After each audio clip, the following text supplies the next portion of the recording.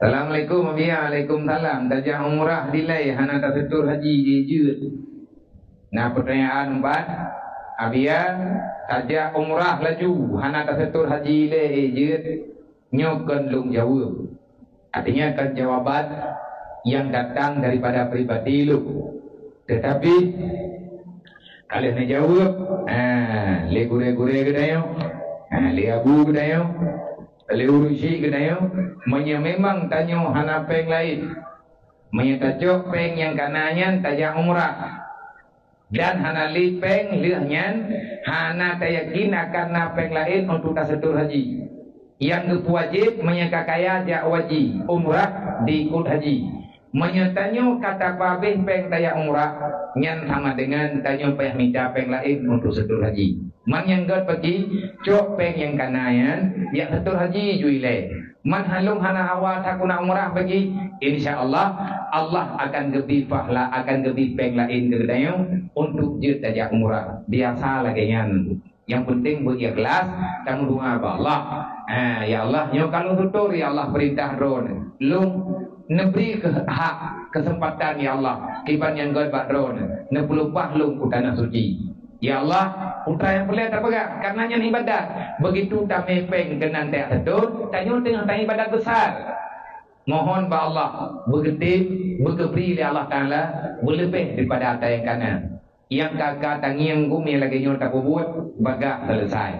Ukurnya akan mudah rezeki untuk taya umrah. Takut habis peng bayar umrah tanyo terhutang dengan haji. Kan ya umrah tu tanyo na peng tu. Sekian tajuk pengyan tayak belum tu.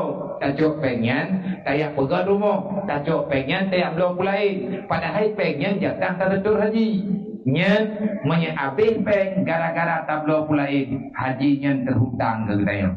Lalu murung ke pegak menung terjadi tak setur haji trip hari hoi anak menjian tajak urojo tak setur nyen payah preh 25 tahun umuluk kaput 10 tahun umuluk kali 50 tahun menyepit ku setur haji menyepreh 25 tahun hingga bak umur 85 tahun baru dihoi li pemerintah. Kibandara kujak lung katuha. Hai bang, nyen drone tekedi tagai.